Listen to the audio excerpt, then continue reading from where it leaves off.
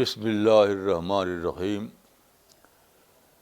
وصلی اللہ علی نبی الکریم رب اشرح لی صدری ویسر لی امری واحلل عقدۃ من لسانی یفقہوا قولی۔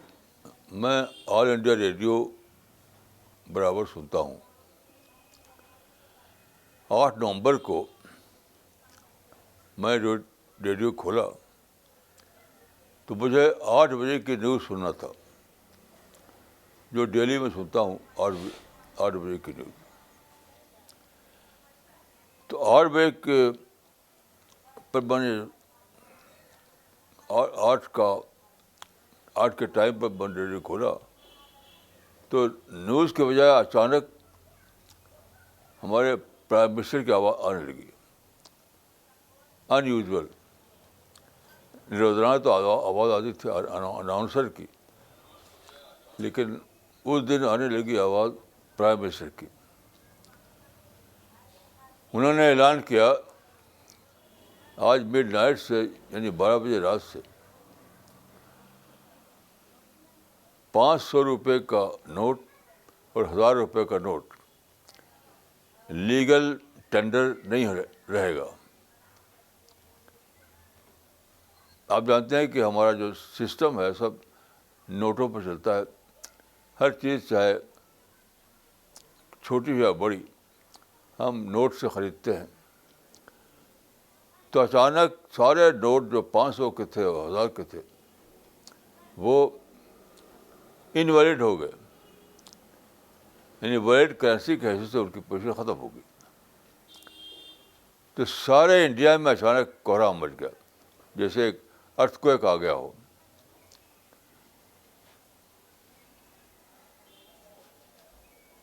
تو یہ واقعہ ایک دنیاوی واقعہ تھا، ایک ملک کا واقعہ تھا۔ اس کو سوچا میں نے تو اچانک مجھے نظر آیا کہ یہ تو شاید پہلا سور ہے۔ قرآن میں ہے کہ 2 بار سور پھونکا جائے گا۔ میں سوچتا تھا کہ 2 سور کا کیا مطلب ہے؟ سور یعنی ٹرمپٹ پھونکا جائے گا، اس کے بعد دنیا ختم ہو جائے گی۔ تو میں سمجھ آیا کہ یہ پہلا سور اور دوسرا سور جو ہے اس کا مطلب کیا ہے۔ پہلا سور کا مطلب ہے سمبولک سور، جو اسی دنیا میں پھونکا جائے گا، اور دوسرے سور کا مطلب ہے اصل سور، یعنی اصل سور سے پہلے ایک سمبولک سور پھونکا جائے گا۔ تو سمبولک سور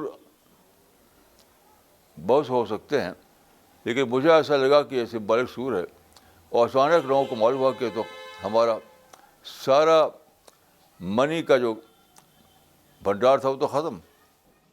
آپ جانتے ہیں کہ دنیا میں ہر آدمی کا سول کنسرن منی ہے، پیسہ پیسہ پیسہ، کیونکہ آپ جانتے ہیں کہ پیسے سے ہر چیز ملتی ہے، کوئی بھی چھوٹی چیز بڑی چیز، چاہے ساگ سبزی ہو یا موٹر کار ہو یا ہوائی جہاز ہو، اگر آپ کے پاس پیسہ ہے تو سب کچھ آپ کے لیے ہے۔ تو اچانک جب پیسہ بنی کی ویلو ختم ہو گئی، اس کو کہتے ہیں ڈی مانیٹائزیشن، تو لوگوں کو ایسا لگا کہ ہمارے پاؤں سے کسی زمین نکل گئی، پاؤں کے نیچے زمین نکل گئی، ہم تو کچھ بھی نہیں رہے۔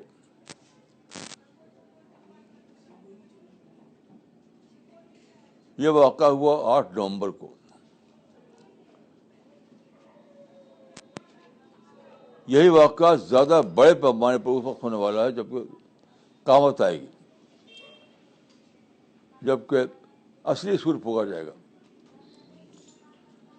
اصلی سور کے بارے میں قرآن میں آتا ہے سورہ یاسین میں، فَإِذَا نَفَخَ فِي الصُّورِ فَإِذَا هُم مِّنَ الْأَجْدَاثِ إِلَىٰ رَبِّهِمْ يَنسِلُونَ۔ جب سور پھونکا جائے گا تو لوگ اپنے قبروں سے بھاگ کر نکل پڑیں گے اور رب کی طرف دوڑیں گے. دیکھیے لوگ سمجھتے ہیں کہ یہی قبر جو دنیا میں جہاں گاڑے گئے تھے وہی مراد ہے, اور جہاں جہاں گاڑے گئے تھے وہاں سے نکلیں گے وہ. تو لوگ سوچتے ہیں کہ جو سمندر ڈوب کے مر گیا, جو جل کر مر گیا, وہ تو قبر دفن ہوا نہیں, وہ کہاں ہوگا. دیکھیے قبر یہاں سمبولک ورڈ ہے. اس کا مطلب ہے کہ اپنے سیلف میڈ سیل میں جینے والے, خود ساختہ خول میں جینے والے ہر انسان, چاہے وہ قبر میں دفن ہوا ہے نہ ہوا ہو, وہ ایک سیلف میڈ سیل میں جیتا ہے, مٹیریل سیل. ہر آدمی کا اپنا ایک دنیا ہے جو منی بیسڈ ہے, پیسے سے بنائی گئی ہے. تو ہر آدمی ایک سیلف میڈ سیل میں جیتا ہے اور سمجھتا ہے کہ میرا سیل تو بالکل سیف ہے, یہاں میں بالکل سیف ہوں. لیکن اچانک جب سور پھونکا جائے گا, جب ٹرمپٹ پھونکا جائے گا, تو سارے سیل ٹوٹ جائیں گے. اچانک سارے سیل ڈس اپیئر ہو جائیں گے, آدمی اکیلا ہو جائے گا. قرآن میں آتا ہے کہ یوم لا ینفع مال و بنون الا من اتى اللہ بقلب سلیم. اس دن نہ مال کام آئے گا نہ اولاد کام آئے گی. لوگ اپنے رشتہ داروں سے بھاگیں گے. یوم یفر المرء من اخیہ وامہ وابیہ وصاحبتہ وبنیہ. جن کو اپنا سمجھتا تھا اپنا, ان سے بھاگے گا. یہ بھاگنا بھی ایک علامتی ورڈ ہے. یہ کیا مطلب سچ مچ دوڑیں گے, مطلب ہر آدمی کہے کہ مصیبت ہے, مجھے کچھ اور چاہیے, یہ مال نہیں چاہیے, اولاد نہیں چاہیے, یہ سب تو سہارا ختم ہو گیا. تو مال کا سہارا, اولاد کا سہارا اور فوج کا سہارا, گورنمنٹ کا سہارا, جتنے سہارے ہیں وہ سب اچانک ختم ہو جائیں گے, غبارے کی طرح ٹوٹ جائیں گے, سب کی ہوا نکل جائے گی. آدمی اچانک پائے گا کہ میں تو اکیلا ہوں, سوائے اللہ رب العالمین کے اور کوئی نہیں ہے. تو یہاں پر دیکھیے اس آیت میں بتایا گیا ہے کہ ہونا کیا چاہیے. یوم لا ینفع مال و بنون الا من اتى اللہ بقلب سلیم. یعنی مال اور اولاد یہ کام آنے والے نہیں ہیں. ود سیکنڈ سب کے سب بالکل ختم ہو جائے گا. جیسے کہ پرائم منسٹر نے اعلان کیا تو ود سیکنڈ سارے ڈوٹ انویلڈ ہو گئے, ان کی حیثیت کاغذ کے پردے کی ہو گئی. کتنے لوگوں نے بڑے بڑے ڈوٹوں کو جلا دیا, کسی گاربیج پھینک دیا. تو الا من اتى اللہ بقلب سلیم, مگر وہ جو آیا قلب سلیم کے ساتھ. یعنی مال کا ڈھیر لے کر نہیں, دنیوی ترقیوں کو ڈھیر لے کر نہیں, بلکہ قلب سلیم لے کر آیا. اس کے لیے آخرت میں بڑی جگہ ہوگی. اب دیکھیے کہ قلب سلیم کا مطلب کیا ہے. قلب سلیم کا مطلب ہے پیوریفائڈ ہارٹ, یعنی ایسا دل جو گندگی سے پاک ہو. یہاں بھی دل کا لفظ سمبولک ہے. اس کا مطلب ہے پیوریفائڈ پرسنالٹی, جس کو دوسری جگہ آیا ہے کہ تزکیہ, ذالک جزاء من تزکیٰ. جو آیا اللہ کے پاس یعنی آخرت میں مزکہ شخصیت, پیوریفائڈ پرسنالٹی لے کر آیا, اس کے لیے جنت ہے, اس کے لیے بڑے مقامات ہیں.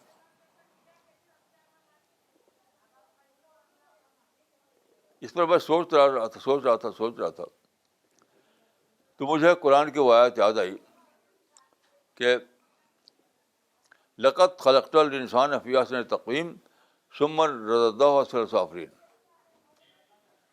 یعنی اللہ نے پیدا کیا انسان کو بہترین ساخت کے ساتھ, احسن تقویم کے ساتھ, پھر اس کو پھینک دیا اسفل سافلین میں. اس کو لفظ بدلیں تو یہ کہیں گے کہ اس کو پھینک دیا کیچڑ میں. یعنی آرٹسٹ نے بہترین آرٹ پیدا کیا اور پھر اس کو ڈال دیا کیچڑ میں. تو انسان کا یہی کیس ہے. انسان کو اللہ نے پیدا کیا, بہترین ساختانی, اس کو بہترین باڈی دیا, بہترین مائنڈ دیا, آنکھ کو کان دیا, سارے چیز سے اس کو لیس کر دیا, اور پھر پھینک دیا کہاں؟ اس دنیا میں. یہاں پر کیچڑ کا لفظ سمبولک سینس میں بول رہا ہوں میں. یعنی ایک ہے دنیا جہاں آدمی ڈیزائر کا شکار بنتا ہے, منی کا ٹیمپٹیشن ہے اس کو, فیم, پاور, اسی میں جیتا ہے. تو اتنا زیادہ اٹریکشن ہے ان چیزوں میں کہ آدمی اسی میں پھنس کر رہتا ہے. اتنا زیادہ اٹریکشن ہے, یعنی منی میں, دنیا کے سامان میں, پاور میں, فیم میں, اتنی زیادہ کشش ہے اسٹیج میں کہ آدمی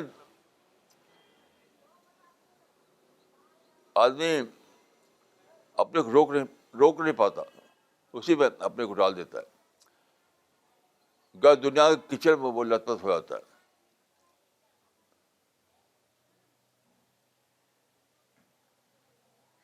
تو اس کو بشارت اس کے لیے ہے جو اپنے آپ کو اس کیچڑ سے پاک کر کے اللہ کے پاس لے جائے. یعنی قیامت میں جب پہنچے اللہ کے سامنے تو اپنے آپ کو اس کیچڑ سے پاک کر چکا ہو. میں کہوں گا کہ کیچڑ سے مراد, جو اسفل سافلین سے مراد کنڈیشننگ ہے. یعنی پیدا کر کے انسان کو بھیج دیا وہاں جہاں ہر وقت کنڈیشننگ ہوتی. وہ جو حدیث ہے کہ ہر پیدا ہونے والا پیدا ہوتا فطرت پر, لیکن پھر اس کے ماں باپ بنا دیتے ہیں یہودی, نصرانی وغیرہ. دیکھیے یہاں ماں باپ کا لفظ بھی سمبولک سینس میں ہے, یعنی انوائرمنٹ, ماحول.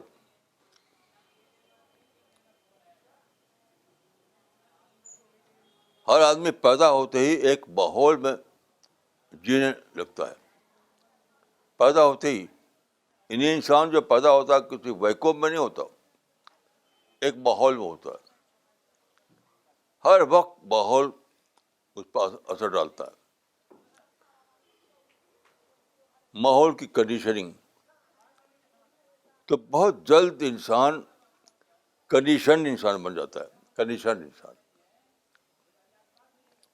اس کی عادتیں, اس کی ہیبٹس, اس کا ایڈکشن, اس کی چاہت,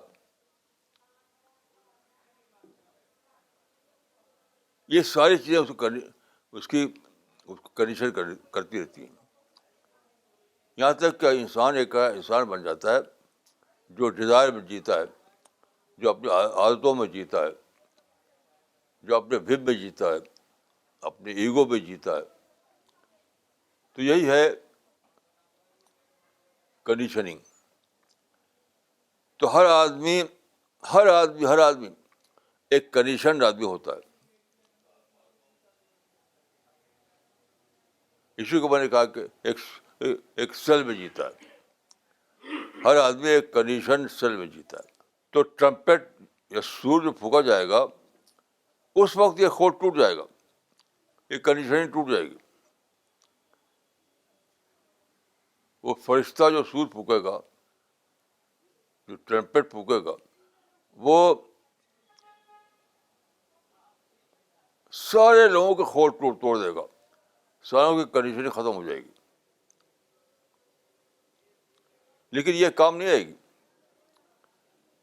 آدمی کو اپنے اس سے پہلے یعنی سور پھونکے جانے سے پہلے خود اپنے آپ کو ڈی کنڈیشن کرنا ہے. تو ڈی کنڈیشن کا ایک پروسیس وہ ہے جو سور پھونکے وقت ہوگا. دوسرا اس سے پہلے کا ہے جو آدمی خود کرتا ہے اپنے کو.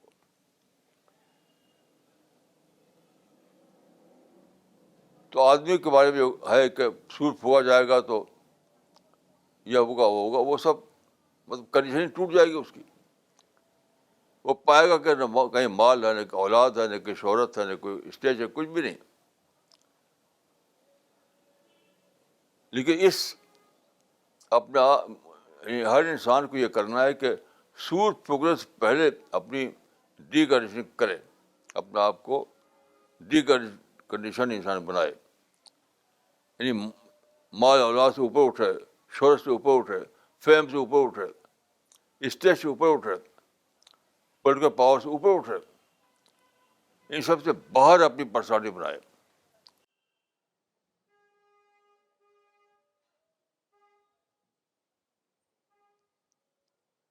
تو 8 نومبر کو جو قصہ ہوا اس نے مجھے یہ سب باتیں یاد دلائی. تو وہ جو 8 نومبر آئے گا، سور پھونکے جانے کے بعد بھی ایک 8 نومبر آئے گا لوگوں کے اوپر.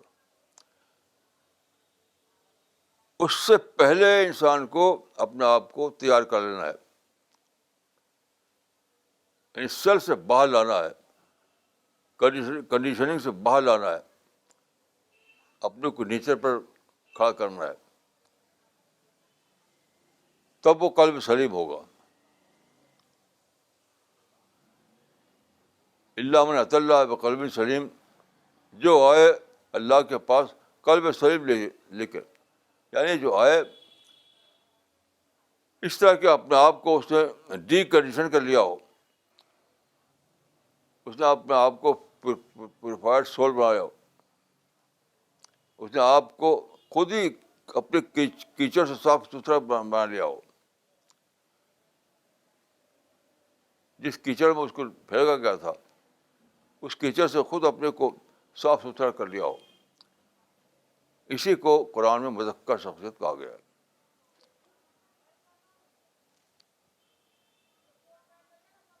تو دیکھیے قرآن میں ایک آیت ہے کہ وَقَيِّم مِّنْ آیَاتٍ فِي السَّمَاوَاتِ وَالْأَرْضِ يَمُرُّونَ عَلَيْهَا وَهُمْ عَنْهَا مُعْرِضُونَ.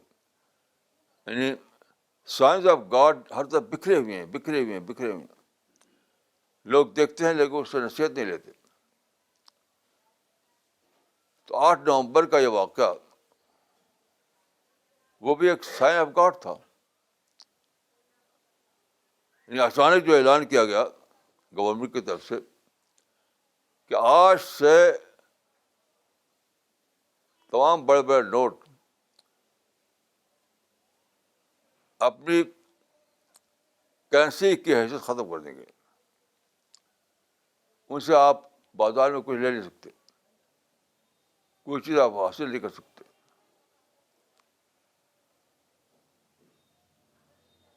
تو وہ ایک ریمائنڈر تھا، اس دن کو یاد کرو جب یہی واقعہ زیادہ بڑے پیمانے پر ہوگا، اٹرنل طور پر ہوگا. آج تو ٹیمپرری ایک واقعہ ہے، اٹرنل طور پر ہوگا. تو اس واقعے کو یاد کرو، اپنے آپ کو تیار کرو کہ اس وقت تم بس اپنے کو بچا سکو.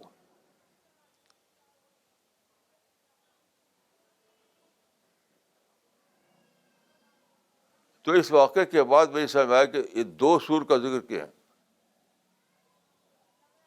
میں سمجھ آیا کہ دوسرا سور تو ایک ہی ہوگا، پہلا سور کئی ہو سکتا ہے. دوسرا سور جو ہے سیکنڈ ٹرمپٹ تو ایک ہی ہوگا ڈوم ڈے کے دن. لیکن جو پہلا سور ہے یعنی ریمائنڈنگ سور, یاد دلانے والا سور, وہ بہت سے ہو سکتے ہیں.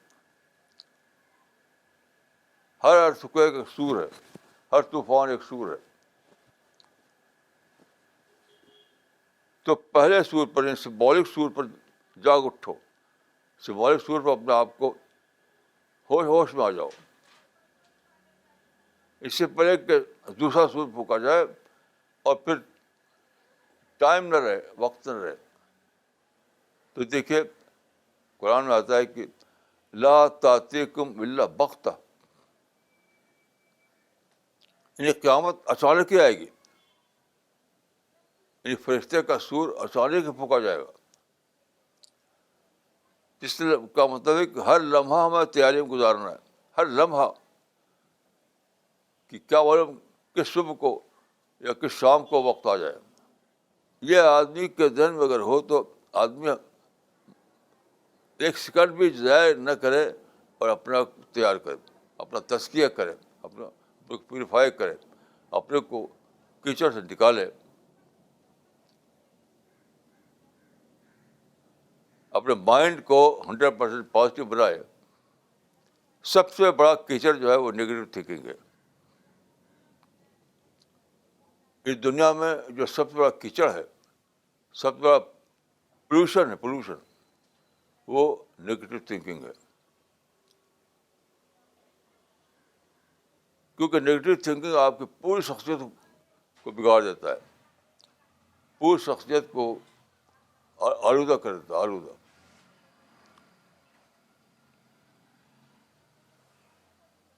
تو آدمی کو چاہیے کہ ایک لمحہ ویسٹ کیے بغیر, ایک دن یا ایک رات ویسٹ کیے بغیر اپنے آپ کو تیار کرے.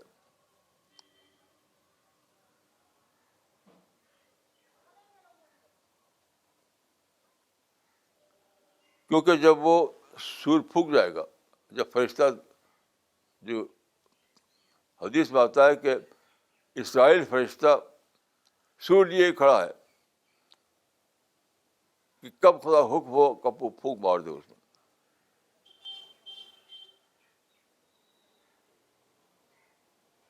یہ بھی ایک بتانے کے لیے کہ بغتتاً آئے گی, اچانک آئے گی. تو جب سور پھونکا جائے گا تو وہ آپ کو, پھر اس کے بعد آپ کو کوئی موقع نہیں ہوگا, ایک سیکنڈ کا موقع نہیں ہوگا, وہ تو ختم, ٹائم از اوور. فرشتے کا سور جب پھونکا جائے گا تو اس کا مطلب ہوگا ٹائم از اوور.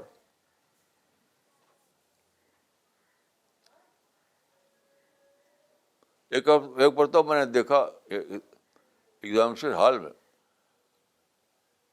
کہ بچے اپنے ٹیبل پر جھکے ہوئے لکھ رہے تھے, یعنی پیپر حل کر رہے تھے. پورے ہال میں یہ منظر تھا کہ لوگ اپنے ٹیبل پر جھکے ہوئے اپنا پیپر سالو کر رہے ہیں. اچانک گھنٹی بجی, گھنٹی بجتے ہی ان سے ان کی کاپی چھین لی گئی. اس کے بعد ایک لائن اور لکھنے کو ان کو اجازت نہیں دی گئی, سب کی کاپی چھن گئی. تو گھنٹی کو آج سور تھی. تو میں نے کہا کہ پہلا سور جو ہے بہت سے ہوں گے. تو اسکولوں میں جب گھنٹی بجتی ہے ایگزامینیشن کے وقت کے ختم ہونے پر, وہ بھی ایک سور ہوتا ہے.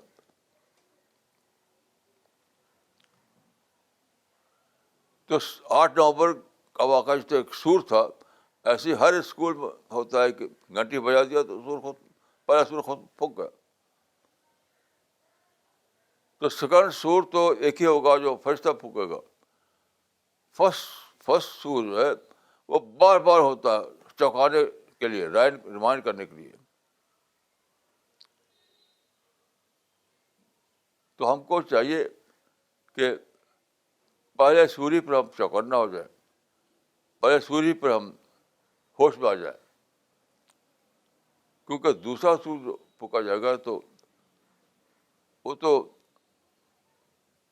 ٹائم از اوور کی بات ہوگی کہ موقع ختم، اب کچھ وقت نہیں ہے. یہ زندگی کا سب سے زیادہ سیریس پہلو ہے. یہ ہماری زندگی کا سب سے زیادہ سیریس پہلو ہے جس پر ہمیں سوچنا چاہیے. سب سے زیادہ سیریس.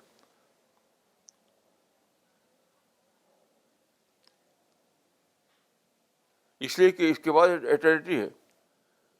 جب سور پھونک جائے، فرشتے نے سور پھونک دیا، اس کے معنی کیا ہے؟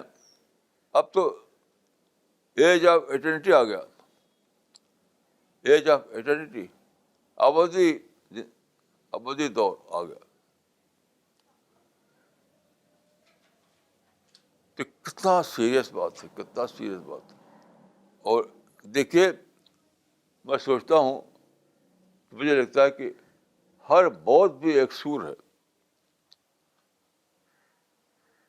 جو دو سور قرآن مجید میں ہے، تو پہلا سور جو ہے وہ بہت بار پھونکا جاتا ہے. تو ہر موت بھی ایک سور ہے.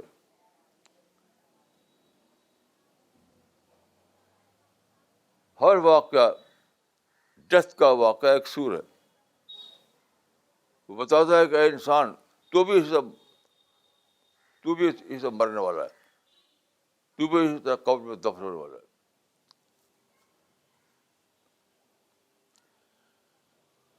تو اصلی سور کے پھونکے جانے سے پہلے جو بہت سے سور پھینک جائیں گے، ان میں سے ایک موت بھی ہے. اور یہ واقعہ بھی ہے جو 8 نومبر کو ہوا.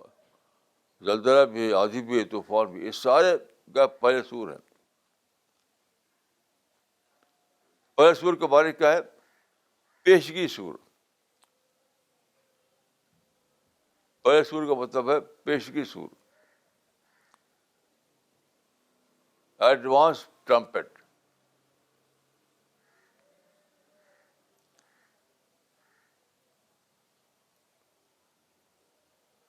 دیکھیے، اس معاملے میں سب سے زیادہ جو بات سوچنے کی ہے وہ یہ ہے کہ انسان اس دنیا میں عارضی فائدہ یعنی ٹیمپری انٹرسٹ کے لیے اپنے آپ کو ڈیڈیکیٹ کیے ہوئے. یہ جو منی آدمی کماتا ہے، جو دنیا بناتا ہے، وہ کیا ہے؟ یہ ہے ٹیمپرری انٹرسٹ. اپنے آپ کو لگائے ہوئے. تو سور جو پھونکتے ہیں، پہلا سور، وہ یاد دلاتے ہیں کہ ایٹرنیٹی کو سوچو، ایٹرنل ورلڈ میں اپنا گھر بناؤ. یہ تو کسی بھی لمحہ چھن جائے گا تم سے، کسی بھی لمحہ چھن جائے گا. جب موت جو ہے بچے کی آتی ہے، بوڑھے کو آتی ہے، جوان کو آتی ہے، تو کسی بھی لمحہ کا زندگی کی کاپی چھین جاتی ہے ہم سے. تو کیا اس طرح کے واقعات، جس کو میں نے کہا کہ پہلا سور بار بار پیش آتے ہیں، وہ آدمی کو یاد دلاتے ہیں کہ کسی بھی لمحہ ایٹرنیٹی کا دور شروع ہو جائے گا، اور وہ آئے گا پوائنٹ آف نو ریٹرن کی سطح پر. جب ایٹرنیٹی کا دور شروع ہوگا تو پھر آپ لوٹ نہیں سکتے، کہ وہ تو آئے گا پوائنٹ آف نو ریٹرن کی سطح پر.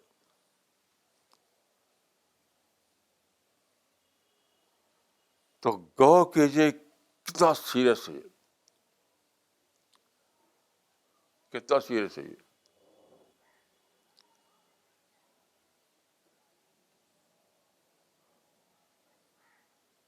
ایک مرتبہ میں نے دیکھا ایک انسان کو اپنی آنکھ سے، اس نے زہر کھا لیا تھا، اور زہر کھا کے گر پڑا تھا وہ، اور زمین میں پڑا ہوا تھا وہ. اتفاق سے میں نے اس کو دیکھا. تو آج تک وہ سین میرے آنکھوں کے سامنے ہے. میں سوچا کہ جو زہر کھانے کے بعد بھی وہ مرا تو ہے، دنیا کے اعتبار سے مرا، زندہ تو پھر بھی ہے وہ. تو وہ انسان موت کے بعد سوچتا ہوگا کیا ایک ہی چانس ملا تھا، میں نے وہ کھو دیا اس کو. دنیا میں اپنے آپ کو میں بناتا جنت کے لیے ایک ڈیزرونگ کینڈیڈیٹ، میں کھو دیا اس کو. اب میرے لیے کچھ نہیں. مرنے کے بعد پہلا تھاٹ آتا ہو اس انسان کے اندر، کیا میں نے پہلا چانس کھو دیا، اب دوسرا چانس تو آنے والا ہے نہیں.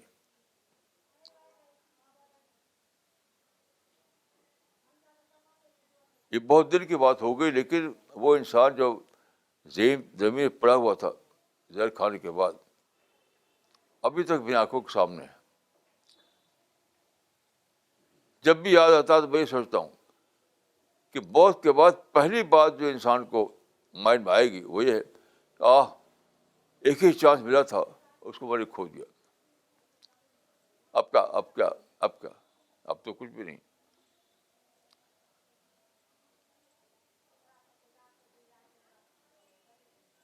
اس طرح کا ہر واقعہ پہلا سور ہے، فرسٹ ٹرمپٹ. تو سیکنڈ ٹرمپٹ جو ہوگا وہ تو فائنل ہوگا، فائنل، بس ختم. لیکن فرسٹ ٹرمپٹ جو بار بار پھونکے جاتے ہیں وہ ہوتا ہے ریمائنڈر. تو ایک ہے ریمائنڈر ٹرمپٹ، ایک ہے فائنل ٹرمپٹ. ریمائنڈر ٹرمپٹ بہت ہوتے ہیں، بہت ہوتے ہیں، بہت ہوتے ہیں. فائنل ٹرمپٹ ایک ہی ہوگا.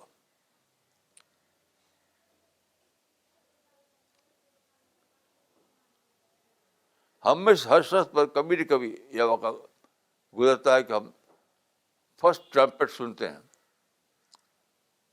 کسی نہ کسی صورت میں.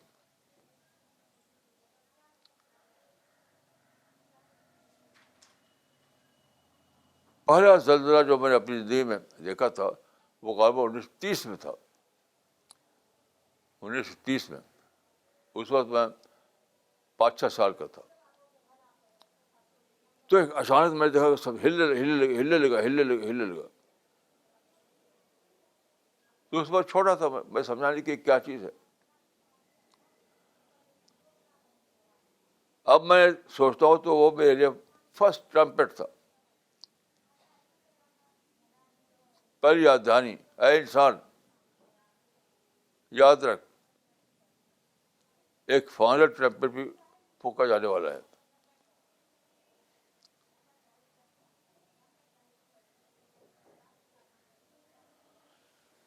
تو ہر انسان کہیں نہ کہیں کسی کی صورت میں فرسٹ ٹرمپٹ کو دیکھتا ہے اور سنتا ہے بار بار.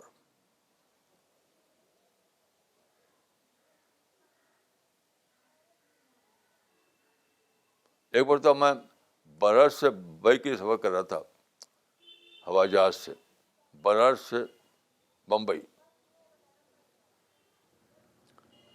تو وہ میری زندگی میں پہلا واقعہ ہے کہ بہت زیادہ جہاز جو کہتے ہیں اپ ڈرافٹ ڈاؤن ڈرافٹ، نیچے اوپر ہونا، تو بہت ہی زیادہ ہوا تھا اس سفر میں. یعنی ایک دم نیچے، پھر اوپر، پھر نیچے، پھر اوپر. تو سارے مسافر بالکل گھبرائے ہوئے تھے. اب میں سیٹ پر بالکل ایسے آنکھ بند کر کے بیٹھ گیا، سوچنے لگا. یہ لوگ گھبرائے ہوئے تھے اور طرح طرح کی آوازیں نکال رہے تھے. میں سیٹ پر چپ چاپ آنکھ بند کر کے ایسے بیٹھ گیا اور سوچنے لگا کہ کیا قیامت آ گئی، کیا دنیا کا خاتمہ ہو گیا، اب کیا ہوگا. وہ بھی ایک ٹرمپٹ تھا، وہ بھی ایک فرسٹ ٹرمپٹ تھا.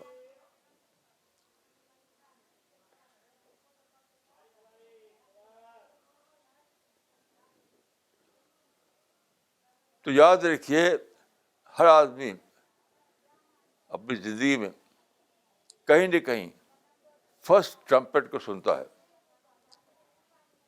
کسی کی موت کی صورت میں، کسی طوفان کی صورت میں، کہیں ارتھکویک کی صورت میں، بہت سی صورتیں ہیں اس کی. تو ہر آدمی کہیں نہ کہیں سنتا ہے. تو فرسٹ ٹرمپٹ سنتے ہی آدمی کو ایک دم الرٹ ہونا چاہیے، الرٹ ہونا چاہیے، تاکہ جب فائنل ٹرمپٹ پھونکا جائے اس وقت اپنے آپ کو پریپیئر کر چکا ہو. ایک ایک پریپیئرڈ انسان کا حصے وہ سیکنڈ ٹرمپٹ یا فائنل ٹرمپٹ کو سن سکے.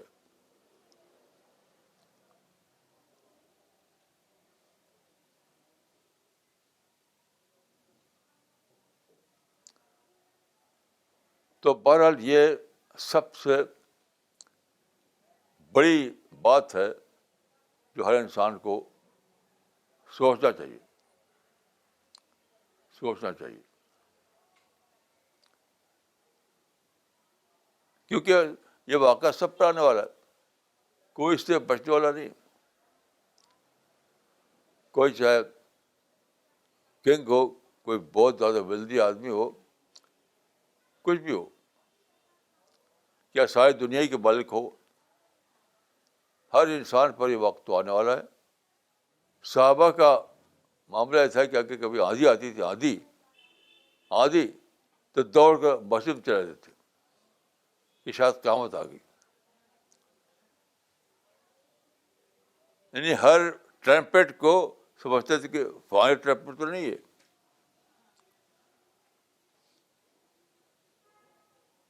ہر ٹرمپٹ کو وہ سمجھتے تھے کہ فائنل ٹرمپٹ تو نہیں ہے.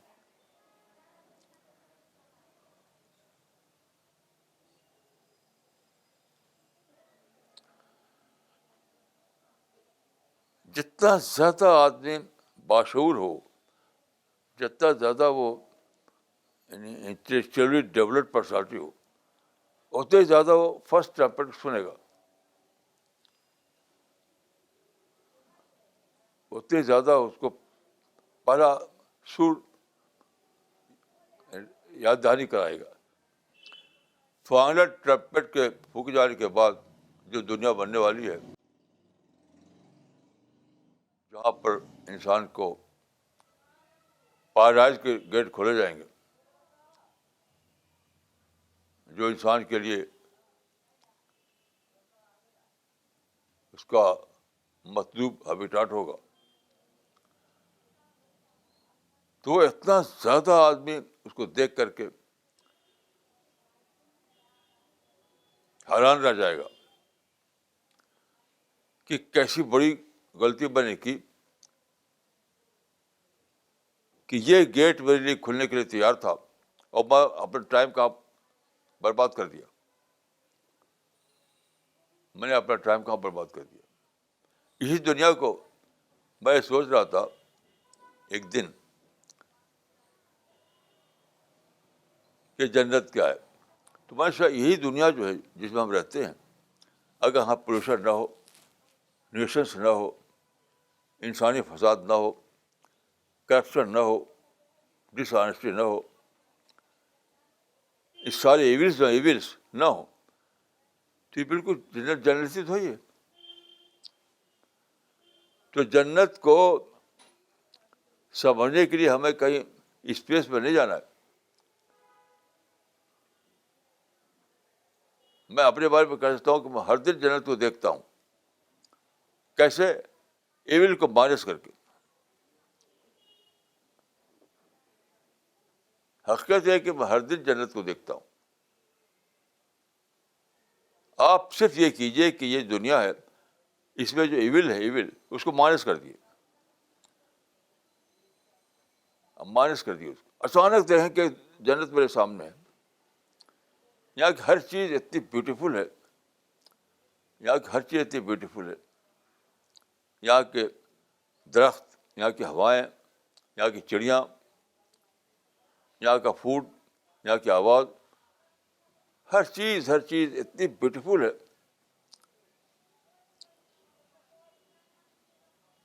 کہ حدیث میں آتا ہے کہ حجبت الجنت بالمکارہ، جنت پر ڈھانک دیا گیا پردہ مکروہات کا. یہ آلریڈی جنت ہے، پردہ ڈالا ہوا ہے مکروہات کا. آپ اپنے مائنڈ کو اتنا ڈیولپ کیجیے، اپنے مائنڈ کو اتنا ڈیولپ کیجیے کہ آپ مکروہات کو مانس کر سکیں. تو کسی بھی لمحہ آپ دیکھیں گے جنت کو، پھر آپ کو لگے کہ اتنی بیوٹیفل جنت ہے، بڑھ میں جائے ساری دنیا، بڑھ میں جائے محل، بڑھ میں جائے منی، مجھے تو یہ لینا ہے. تو یہ جو حدیث ہے بہت ہی بامانہ حدیث ہے کہ حجبت الجنت بالمکارہ، جنت پر ڈال دیا گیا مکروہات کا پردہ. مکروہات مانے ناپسند انوانٹیڈ چیزوں کا پردہ. جنت تو ہے لیکن اس پر پردہ پڑا ہوا ہے.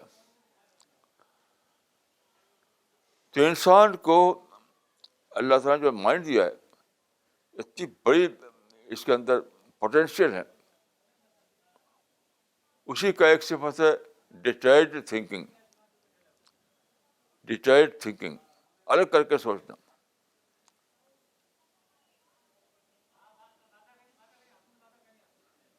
جسے آپ کہیں باہر ہیں، آپ کو اپنے بیٹے سے بہت ہی محبت ہو، تو ساری چیزوں کو سے الگ ہو کر آپ بیٹے کو سوچ پاتے ہیں. وہ ہے ڈیٹیلڈ تھنکنگ. اسی کو میں کہتا ہوں کہ مائنس کرنا.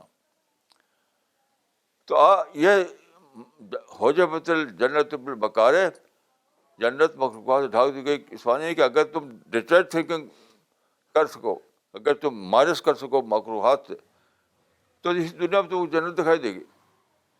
پھر تم جنت کے اتنے شائق بن جاؤ گے، اتنے اس کے اتنے زیادہ طالب بن جاؤ گے کہ دوڑو گے اس کی طرف. جنت کو دوڑ پڑو گے.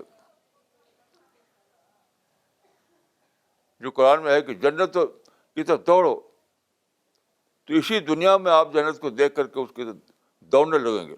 ہر چیز سیکرٹری بن جائے گی. تو میری دعا ہے کہ اللہ تعالیٰ مجھ کو اور آپ کو توفیق دے کہ ہم سچائی کو سمجھیں اور سچائی کو اپنائیں. السلام علیکم ورحمۃ اللہ.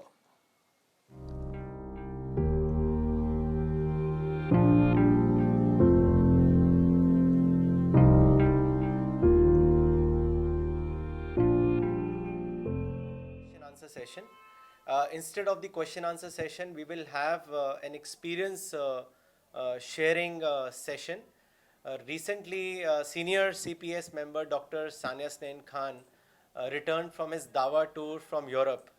He visited about 6 countries in Europe, and therefore we would request Dr. Sania Snein Khan to come and share his experience with all of us. All the online viewers are watching this program live. If you want to ask any question or send in your comment pertaining to Dr. Sania Snein Khan's visit, then please send it on info@cpsglobal.org, or you can mention it in the comment section of Facebook. So I would now request Dr. Sania Snein Khan to come here and share his experience with all of us. Dr. Sania Snein Khan. ابھی پچھلے دنوں مجھے کچھ باہر کے سفر کرنے پڑے. دراصل فرینکفرٹ میں ایک بک فیئر ہوتا ہے جس میں ہم تقریباً ہر سال پارٹیسپیٹ کرتے ہیں، تو وہاں جانے کا اتفاق ہوا. فرینکفرٹ چونکہ ایک پبلشنگ ٹریڈ کا بک فیئر ہے، پبلک بک فیئر نہیں ہے، اس لیے وہاں دعوت کے بہت زیادہ مواقع نہیں ہوتے، چونکہ لوگ بہت بزی رہتے ہیں اپنے اپوائنٹمنٹس میں، تو وہاں کوئی خاص دعوتی کام نہیں ہو پاتا. لیکن آخر کے جو 2 دن ہوتے ہیں، سیٹرڈے اور سنڈے، وہ پبلک کے لیے ہوتے ہیں اور جرمن لوگ بہت آتے ہیں اس میں. اور ہال نمبر 3 جو جرمن ہال ہے، وہاں کافی لوگ آتے ہیں، بہت ہی زیادہ پبلک ہوتی ہے سیٹرڈے اور سنڈے. تو وہاں ایک سیکشن ہے جہاں پر مسلم پبلشرز کے اسٹالز ہوتے ہیں. جرمن پبلشرز جرمنی کے جو دوسرے شہر ہیں وہاں سے آتے ہیں, میونخ سے, فرینکفرٹ سے, دوسرے اور شہروں سے, اور یورپ کے اور شہروں سے آتے ہیں, یورپ کے اور کنٹریز سے آتے ہیں. تو اس بار وہاں 14 اسٹالز تھے جو مسلم پبلشرز کے تھے. تو وہاں ہم قرآن ڈسٹریبیوشن کرتے ہیں ہر سال. اس سال بھی وہاں قرآن ڈسٹریبیوشن کیا. جرمن قرآن, ڈر قرآن, اور جرمن واٹ از اسلام, وازسٹ اسلام وہاں ڈسٹریبیوٹ ہم نے کیا. وہاں یہ طریقہ ہوتا ہے کہ وہاں ٹیبلز پہ رکھ دیتے ہیں قرآن اور واٹ از اسلام, اور کچھ کھجور وغیرہ, کچھ سویٹس وغیرہ بھی رکھ دیتے ہیں. تو لوگ آتے ہیں, قرآن اٹھاتے ہیں اور کھجور وغیرہ لیتے ہیں اور باتیں بھی کرتے ہیں. تو وہ ایک موقع ہوتا ہے وہاں فرینکفرٹ بک فیئر میں دعوتی کام کرنے کا. جب پہلی بار میں وہاں گیا تھا تو وہاں پتہ کیا میں نے کہ ہمیں جرمن قرآن چاہیے. تو اسی جگہ پہ مجھے ایک پبلشر ملے جنہوں نے جرمن ٹرانسلیشن قرآن کا دیا اور وہ ہم نے پبلش کیا. اور اس وقت کئی کنٹریز میں وہ ڈسٹریبیوٹ بھی ہوتا ہے جہاں ٹورسٹ آتے ہیں, اور فرینکفرٹ بک فیئر میں بھی ڈسٹریبیوٹ ہوتا ہے. تو اس کے بعد فرینکفرٹ بک فیئر کے بعد میں فن لینڈ گیا, ہیلسنکی, اور وہاں پر ایک صاحب جن سے پہلے سے میری بات چیت ہوئی تھی, وہ فنش ہیں, ان کا نام ہے حمزہ. اور ایک اور صاحب, جو 2 لوگ آئے تھے ایئرپورٹ پہ مجھے ریسیو کرنے, ایک یہ حمزہ صاحب ہیں جو اصلاً فنش ہیں, فنش کنورٹ, اور دوسرے جو ہیں وہ بھی فنش ہیں, ان کا نام تھا اسٹورٹ وٹفیلڈ. انہوں نے بعد میں اپنا نام رکھا طالب الحق, اور ایجپٹ گئے اور ایجپٹ میں انہوں نے عربی وغیرہ پڑھی. یہ دونوں نوجوان تھے. یہ مجھے لے گئے سیدھے ایئرپورٹ سے اپنے سینٹر میں. تو وہاں ہیلسنکی میں ایک جگہ لے گئے جو ایک فلیٹ تھا بیسیکلی, کوئی باقاعدہ بلڈنگ نہیں تھی, ایک بڑا فلیٹ تھا جس کو انہوں نے کنورٹ کر کے سینٹر بنا دیا تھا. اس کا نام تھا ہیلسنکی مسلم ایسوسی ایشن.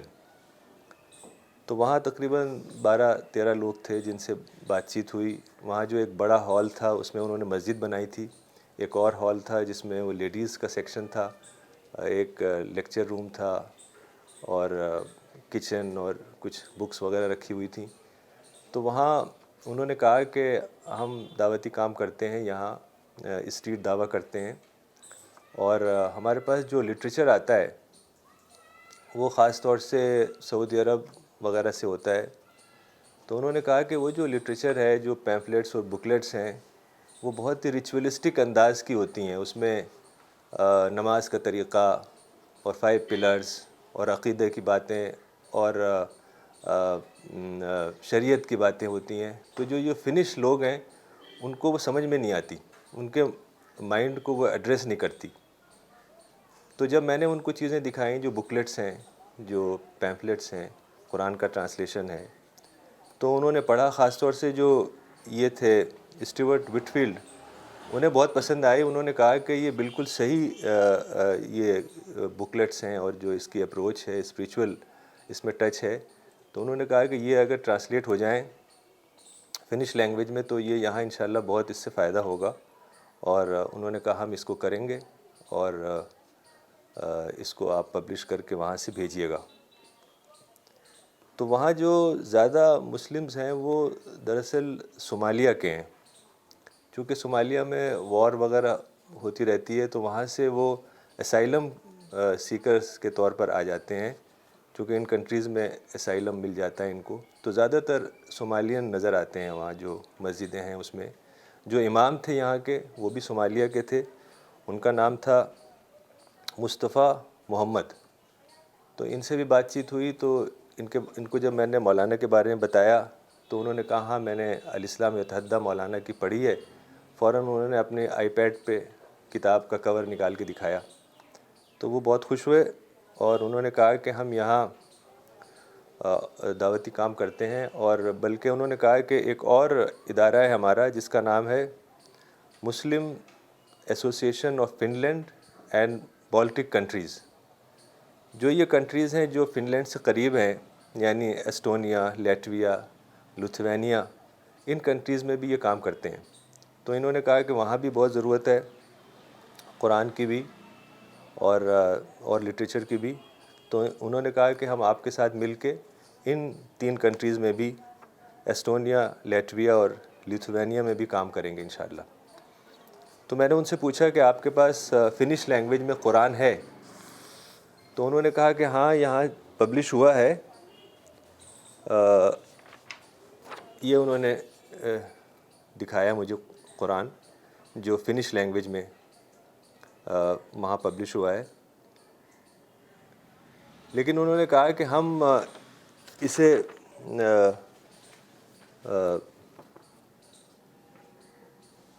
انہوں نے کہا کہ ہم خود اپنا ٹرانسلیشن تیار کر رہے ہیں جو آخری سٹیجز میں ہے، اور ہم چاہتے ہیں کہ آپ ہمیں پاکٹ سائز میں پبلش کر کے دیں تاکہ ہم بآسانی اس کو دے سکیں لوگوں کو. تو ان لوگوں سے اچھی میٹنگ رہی، اور انشاءاللہ امید ہے کہ وہاں کچھ کام بہتر ہو سکے گا. اس کے علاوہ ایک اور مسجد میں جانے کا اتفاق ہوا جو اسلامک سینٹر بھی ہے، اس کا نام تھا Islamic society of Finland. وہاں جو اس کے ڈائریکٹر تھے وہ بھی ایک صومالیہ کے تھے، ان کا نام تھا عبد الرحمن حاجی محمود. وہ بھی مولانا کو جانتے تھے، کتابیں انہوں نے بھی پڑھی تھیں. یہ مسجد تھوڑا بڑی تھی، حالانکہ یہ بھی ایک فلیٹ ہی تھا، بہت بڑا سا فلیٹ، بڑی مسجد تھی، اور اس میں ریسٹوراں وغیرہ بھی تھا. انہوں نے بھی قرآن فنش لینگویج میں کہا کہ ہمیں ضرورت ہے، ہم بھی اس کو تقسیم کرتے ہیں. لوگ آتے ہیں، لوکل جو لوگ ہیں وہ آتے ہیں یہاں اور مانگتے ہیں ہم سے. پھر ایک تیسری مسجد میں جانے کا اتفاق ہوا، اس کا نام تھا مسجد الہدیٰ. وہ سب سے بڑی مسجد تھی، حالانکہ وہ بھی ایک بڑے حصے میں تھی، کوئی پراپر بلڈنگ نہیں تھی اس کی، لیکن کافی بڑی مسجد تھی. وہ میرے خیال سے جو مسجد تھی اس میں تقریباً 1000 لوگ نماز پڑھ سکتے تھے.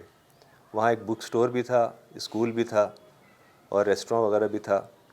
وہاں بھی ایک صومالیہ کے امام تھے جن کا نام تھا عبدالحق.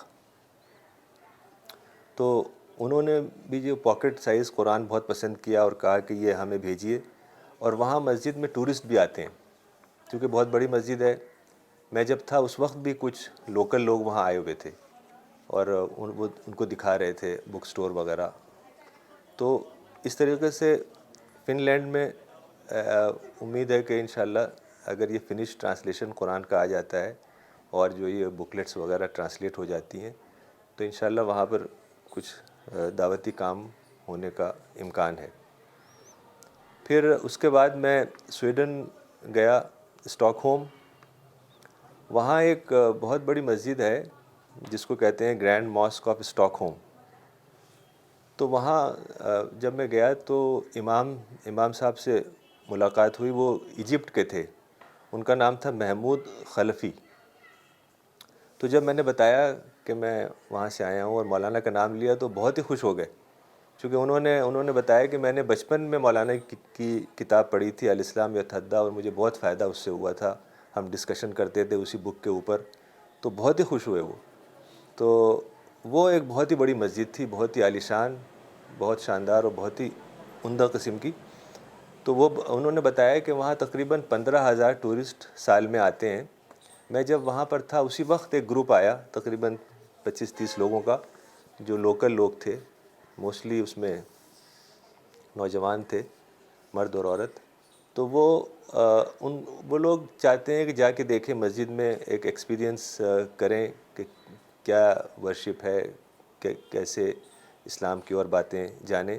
تو وہاں میں بھی اس کے گروپ کے ساتھ ہو گیا. تو وہ لے گئے پہلے مسجد میں جہاں نماز پڑھتے ہیں، وہاں کچھ بتایا، اور پھر ایک ہال تھا اوپر، وہاں لے کے گئے، وہاں پر لیکچر دیا اور کچھ چیزیں دکھائیں ان کو.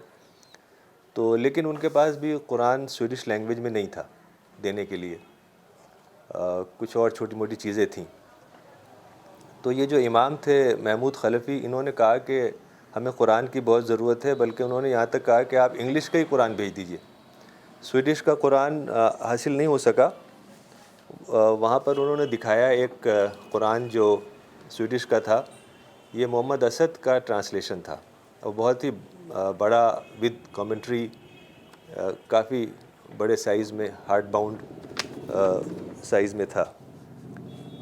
تو میں نے ان سے کہا کہ کسی طریقے سے ہمیں آپ سویڈش ٹرانسلیشن دلوائیے. تو انہوں نے بات کی کسی سے جس کے پاس ایک سویڈش ٹرانسلیشن ہے، اور امید ہے کہ شاید وہ مل جائے، تو اس کو بھی ہم پبلش کریں گے اور وہاں بھیجیں گے. سویڈش اور یہ جو فنش اور نارویجین لینگویج ہے تقریباً ملتی جلتی ہے. اگر ایک زبان میں ترجمہ ہو جائے تو باقی زبانوں میں بہت آسان ہے ٹرانسلیشن. وہاں کچھ اور لوگوں سے ملاقات ہوئی جو شیخ ترکمانی کے ساتھی تھے، چونکہ شیخ ترکمانی وہاں رہتے تھے سویڈن میں. تو میں نے ان سے ذکر کیا تھا، تو انہوں نے مجھے کچھ لوگوں کا نام بتایا تھا، جس میں سے ایک صاحب تھے جبریل فوڈر. یہ سویڈش تھے، سویڈش کنورٹ. اور ایک اور صاحب تھے ہیثم زین. تو یہ جو جبریل فوڈر تھے یہ جرنلسٹ ہیں، کالم ان کا آتا ہے وہاں کے سویڈش اخبار میں. تو یہ مولانا کی جو تھاٹ ہے پولیٹیکل انٹرپریٹیشن آف اسلام، اس سے بہت متاثر تھے، اور انہوں نے وہاں پر کچھ اخباروں میں مضامین بھی لکھے جو بہت ہی مقبول ہوئے بتاتے تھے وہ. تو وہ اور ہیثم زین سے بات چیت ہوئی اور کچھ جگہوں پہ جانا ہوا. تو ہیثم زین جو کہ سیرین تھے، انہوں نے کہا کہ میرے کچھ جاننے والے ہیں جو قرآن کا ٹرانسلیشن کر رہے ہیں، لیکن ان سے جلدی میں بات نہیں ہو سکی، ملاقات نہیں ہو سکی. تو انہوں نے کہا کہ میں انشاءاللہ سویڈش ٹرانسلیشن آپ کو بھجواؤں گا، چونکہ وہاں بہت ضرورت محسوس ہوئی، خاص طور سے مسجد کے اندر، چونکہ وہاں لوگ آتے ہیں اور وہ بہت اچھی جگہ ہے جہاں ٹورسٹ آ رہے ہیں اور دیکھ رہے ہیں مسجد کو اور اسلام کے بارے میں جاننا چاہتے ہیں. تو وہاں پر قرآن موجود ہونا چاہیے. پھر اس کے بعد وہاں سے میں ناروے گیا، اوسلو، اور وہاں ایک سینٹر میں جانے کا اتفاق ہوا جس کا نام ہے اسلامک کلچرل سینٹر ناروے، مرکز الثقافی الاسلامی بنارویج. یہ ایک بہت بڑی مسجد ہے، اور پاکستانی کمیونٹی نے 1980s میں اس کو بنوایا تھا. بہت ہی بڑی اور شاندار مسجد ہے، کافی لوگ آتے ہیں، بالکل بھری رہتی ہے. اور ان کا اسکول بھی ہے، اور پبلشنگ بھی ہے، بک سٹور بھی ہے، اور کئی سیکشنز ہیں. تو جو امام تھے حامد علی فاروق صاحب، یہ پاکستان کے تھے. ان سے بہت اچھی باتیں ہوئیں، مولانا کو جانتے تھے، وہ کتابیں بھی پڑھی تھیں. تو وہ بھی کہہ رہے تھے کہ یہاں پر دعوت کے امکانات بہت ہیں، چونکہ جو ناروے کے لوگ ہیں بہت ہی سیدھے لوگ ہیں اور پڑھنے والے ہیں، یعنی ان کو پڑھنے کا شوق ہے، ریڈنگ کا شوق ہے. تو انہوں نے کہا کہ آپ ہمیں یہ چیزیں بھیجیے، اور انہوں نے بتایا کہ وہ نارویجین لینگویج میں قرآن کا ٹرانسلیشن ان کے سینٹر سے ہو رہا ہے. تقریباً آدھا ہو گیا ہے، 15 پارے ہو گئے ہیں، باقی 15 پارے انشاءاللہ جیسے ہو جائیں گے ہم بھیجیں گے. تو امید ہے کہ یہ ٹرانسلیشن اگر آ جائے گا تو ہم اس کو پبلش کریں گے نارویجین لینگویج میں، اور اس کو وہاں بھیجیں گے. یہ ٹرانسلیشن میں نے وہاں دیکھا، انہوں نے مجھے دکھایا، یہ نارویجین میں کسی نے ٹرانسلیٹ کیا ہے، اور یہ بھی ایک بہت بڑی کاپی تھی جو عام طور سے لوگ بڑی تعداد میں اگر ڈسٹریبیوٹ کرنا ہے تو اتنی بڑی کاپی ڈسٹریبیوٹ نہیں ہو سکتی. تو ان کو بھی وہ پسند آیا جو پاکٹ سائز میں ہم لوگ پبلش کرتے ہیں. تو اس طریقے سے یہ 3 کنٹریز، ناروے، سویڈن اور فن لینڈ میں جانے کا اتفاق ہوا. پھر وہاں سے انگلینڈ گیا میں، اور لنڈن میں ایک ادارہ ہے جس کا نام ہے آئرا، جو کہ خالصتاً دعوتی کام کرتے ہیں، بہت بڑے پیمانے پہ دعوتی کام کرتے ہیں، جس کے ڈائریکٹر ہیں عبد الرحیم گرین. تو وہاں پر صبور احمد صاحب سے ملاقات ہوئی، اور ان سے بڑی اچھی بات چیت ہوئی. وہ تقریباً 100 کنٹریز میں دعوتی کام کرتے ہیں، اور بہت ہی کریٹیو انداز میں ان کا دعوتی کام ہوتا ہے. مثال کے طور پہ انہوں نے یہ باکس مجھے دیا، گفٹ باکس. اس کے اندر چھوٹے چھوٹے پیمفلیٹس ہوتے ہیں، اور بہت ہی اچھے انداز میں ڈیزائن ہوئے ہوئے.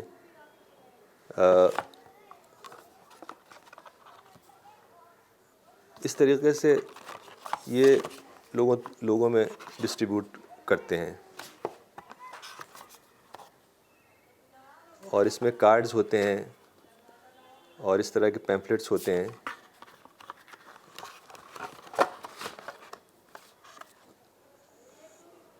یہ ایک انہوں نے قرآن کے اوپر ایک چھوٹا سا سلیکشن بنایا ہے, بہت ہی اچھا سلیکشن ہے, میں نے دیکھا, مجھے بہت پسند آیا. یہ ان کی جو ایکٹیویٹیز ہیں اس کے اوپر ایک بکلیٹ ہے. تو وہ ان لوگوں کا کام بہت ہی کریٹیو ہے اور بہت ہی معیاری ہے. اس طریقے سے ایک اور باکس ہے جس میں وہ قرآن بھی رکھتے ہیں اور کچھ اور چیزیں رکھتے ہیں, اس طرح کے پوسٹ کارڈز اور چھوٹی چھوٹی چیزیں. پروفٹ محمد صلی اللہ علیہ وسلم کے اوپر ایک بکلیٹ اور قرآن. تو ان سے بات چیت ہوئی تو انہوں نے بتایا کہ ہم مولانا صاحب کا جو ٹرانسلیشن ہے قرآن وہ ہم ڈسٹریبیوٹ کرتے ہیں, اور ہم نے برٹش پارلیمنٹ کے باہر ڈسٹریبیوٹ کیا اسے, اور بگ بین کے پاس ڈسٹریبیوٹ کیا. فوٹو وغیرہ بھی دکھائے انہوں نے اس کے, جو میں نے شیئر کیے تھے واٹس ایپ پر. تو ان سے اچھی بات ہوئی, اور انہوں نے پھر مجھے بتایا کہ ہم آپ کو کئی اچھے کانٹیکٹس دے سکتے ہیں دوسرے کنٹریز میں, مثلاً جاپان میں, کوریا میں, Fiji, Trinidad, Honduras, Peru, Colombia, Poland, Argentina, Venezuela, Spain, Nigeria, Ghana, Thailand, Cambodia. تو انہوں نے مجھے کانٹیکٹس دیے اور میں نے ان سے ای میل پہ رابطہ بھی کیا اور کچھ لوگوں نے جواب بھی دیا. تو امید ہے کہ وہاں کام اچھا ہوگا. یہ لوگ باقاعدہ ٹریننگ دیتے ہیں داعی کو, ایک باقاعدہ ٹرینڈ داعی ان کے ہوتے ہیں, اور ان کا 15 لوگوں کا اسٹاف ہے وہاں. کافی بڑا آفس اور کافی بڑا سیٹ اپ تھا. اور انہوں نے کہا کہ مولانا کی جو کتابیں ہیں وہ ہم رکھتے ہیں اپنی لائبریری میں اور اس کو استعمال کرتے ہیں. اور یہ لوگ کافی خوش ہوئے وہاں مل کے, اور کہا کہ ہمارا کامن گول ہے دعوت, اور ہم انشاءاللہ مل کے کام کریں گے. پھر اس کے بعد برمنگھم جانے کا اتفاق ہوا. IPCI جو شمشاد محمد خان صاحب جس کے ہیڈ ہیں, شمشاد صاحب بہت ہی پرانے قاری ہیں الرسالہ کے 80s سے. تو انہوں نے بتایا کہ جب یہاں احمد دیدات آئے تھے انگلینڈ میں, تو احمد دیدات صاحب نے شمشاد صاحب کو بتایا تھا الرسالہ کے بارے میں. تب الرسالہ کا ایک انگلش ایڈیشن بھی چھپتا تھا. تو احمد دیدات صاحب کے کہنے پہ شمشاد صاحب نے ہمیں کانٹیکٹ کیا تھا ارلی 80s میں یا مڈ 80s میں. تو تب الرسالہ منگایا, اور پھر آہستہ آہستہ کتابیں منگائیں, اور پھر ساری کتابیں منگائیں, اور قرآن جب پبلش ہوا تو انہوں نے بہت بڑی تعداد میں قرآن منگایا. پھر وہاں ایک ان کی ایگزیبیشن ہے, پرماننٹ ایگزیبیشن ہے, اس کا نام ہے اسلامک ایکسپیرینس ایگزیبیشن. تو اس ایگزیبیشن میں اسکول کے بچے آتے ہیں, جو برٹش بچے ہوتے ہیں, اسکول کے بچے, کالج اسٹوڈنٹس, اور جو government staff, police staff, fire brigade کے اسٹاف, بہت سارے طرح طرح کے گروپس آتے ہیں. اور وہ ساری ایگزیبیشن کافی بڑی ہے, وہ دیکھتے ہیں, اور پھر وہاں پر ایک سیکشن ہے جس میں وہ فری قرآن ڈسٹریبیوٹ کرتے ہیں. تو ان سے ایک اچھی بات چیت ہوئی, اور انشاءاللہ آگے اور کام کرنے کا موقع ملے گا. پھر وہاں سے میں واپسی میں استنبول آیا, ٹرکی. چونکہ ٹرکی میں دعوتی امکان سب سے زیادہ ہے, کیونکہ ٹرکی استنبول بالکل یورپ سے قریب ہے. سارے ٹورسٹ وہاں آتے ہیں. جو وہاں کی سب سے بڑی مسجد ہے بلو ماسک, جس کو سلطان احمد کہتے ہیں, وہاں تقریباً 10 سے 15 ہزار ٹورسٹ ڈیلی آتے ہیں. یعنی آج کل حالات تھوڑے سے بدل گئے تھے, اس کے باوجود وہاں ٹورسٹ بھرے ہوئے تھے. تو وہاں ہم نے الحمدللہ کئی سال سے ڈسٹریبیوشن شروع کیا ہے قرآن کا, اور اس وقت 8 زبانوں میں قرآن کا ڈسٹریبیوشن وہاں ہو رہا ہے. اور وہ جو بلو ماسک ہے اس کا بہت ہی بڑی مسجد ہے, 3 گیٹس ہیں اس کے, ایک فرنٹ پہ ہے اور 2 سائڈس میں ہے. تو جو رائٹ سائڈ کا گیٹ ہے وہ انہوں نے صرف ٹورسٹس کے لیے بنایا ہوا ہے. بہت ہی منظم انداز میں کیو ہوتی ہے ٹورسٹس کی, باقاعدہ ایسی زگ زیگ جیسا ایمبیسی وغیرہ میں ہوتی ہے ویزا کے لیے یا ایئرپورٹس پہ, تو وہ ایسے بہت لمبی کیو ہوتی ہے. تو وہ آتے ہیں ایسے ایسے کرتے ہوئے اور پھر انٹر ہوتا ہے, ان کو انٹر کرتے ہیں. پھر وہاں پر ایک بہت بڑا سا ریک ہے جس پہ انہوں نے لکھا ہوا ہے فری لٹریچر.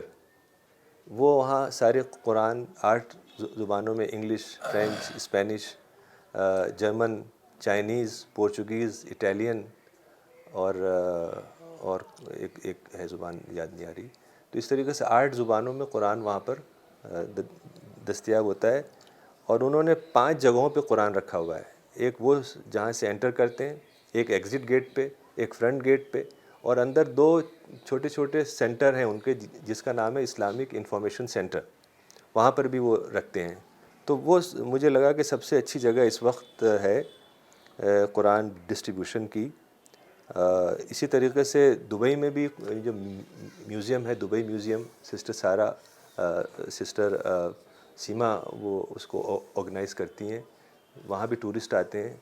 تو اس طرح سے جو ٹورسٹ کے مقام ہیں, دبئی ہے, جیروسلم میں مسجد اقصیٰ ہے, یا یہ سلطان احمد ہے ٹرکی میں, یہ بہت اچھی جگہ ہیں چونکہ ساری دنیا سے ٹورسٹ آتے ہیں.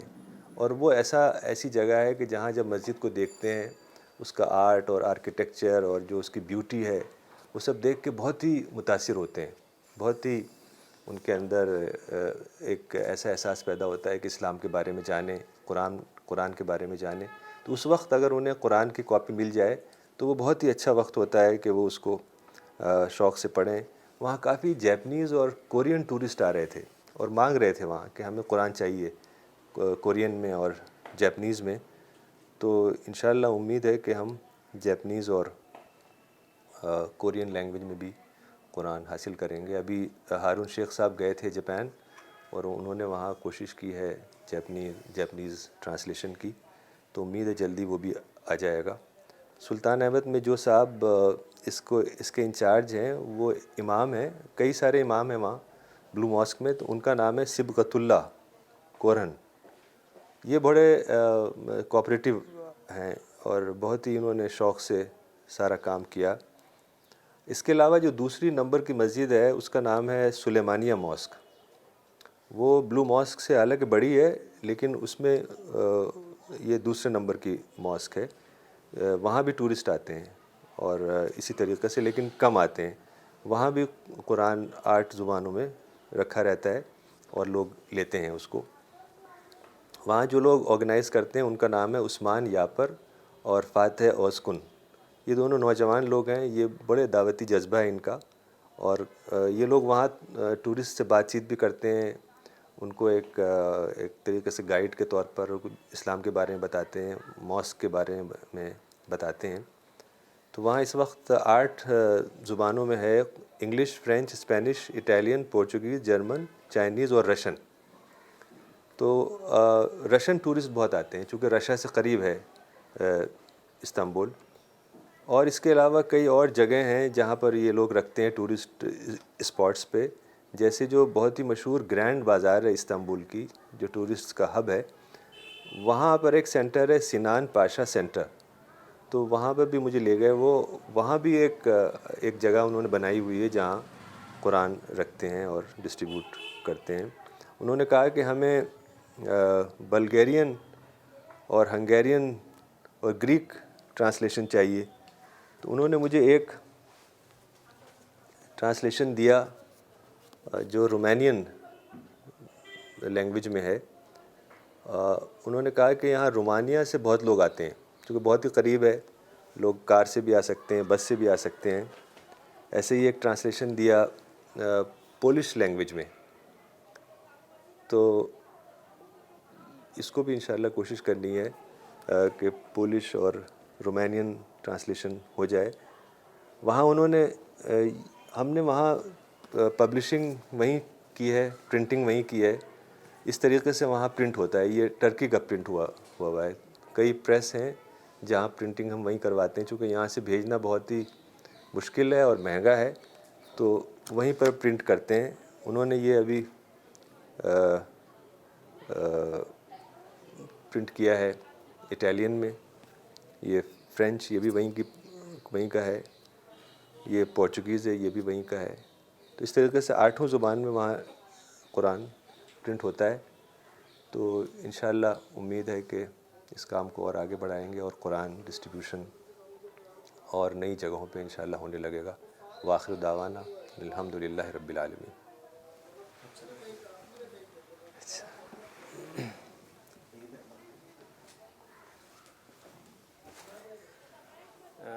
ڈاکٹر صاحب یہ سسٹر شبانہ انصاری نے پاکستان سے ایک سوال کیا آپ سے. جی. انہوں نے لکھا ہے کہ Sani sahib what do you think when we will be able to print Quran in all languages of globe? یہ تو اللہ ہی بہتر جانتا ہے. ابھی میں جب ٹرکی میں تھا تو وہاں پر ایک ادارہ ہے, اس کا نام ہے دیانت, جو گورنمنٹ کا ادارہ ہے. تو ان کی ایک نیوز آئی تھی کہ وہ 180 زبان میں قرآن کو ٹرانسلیٹ کر رہے ہیں. تو میں نے چاہا کہ دیانت کے آفس میں جاؤں, لوگوں سے ملوں, لیکن پتہ چلا کہ وہ استنبول میں نہیں ہے بلکہ انقرہ میں ہے. تو وہاں میں جا نہیں سکا, لیکن پتہ کیا تو کچھ کانٹیکٹس ملے وہاں, اور امید ہے کہ ہو سکتا ہے کہ ان سے ہمیں کچھ ٹرانسلیشنس مل جائیں, ہو سکتا ہے وہ ہم پبلش کریں.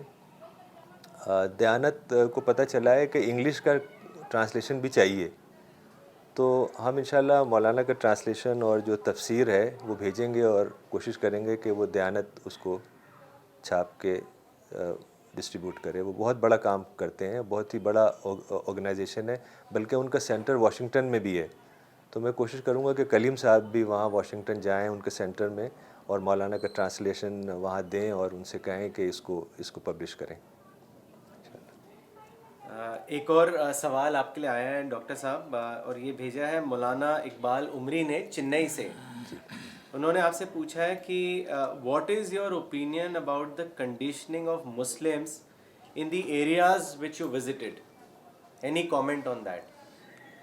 یعنی دعوت کے لحاظ سے میں یہ کہوں گا کہ دعوت کا جو کانسیپٹ ہے وہ مسلمس میں بہت ہی کم ہے. وہ سمجھتے ہیں کہ قرآن ایسی کتاب ہے جس کو ہم برکت کے لیے پڑھ لیں عربی میں, بس یہ کافی ہے. اور یہ کانسیپٹ کہ ہمیں سارے انسانوں تک پہنچانا ہے, اور یہ ہماری ذمہ داری ہے کہ ہر زبان میں اس کو لوگوں تک پہنچانا ہے. یہ کانسیپٹ تقریباً ایلین ہے مسلم کمیونٹی میں.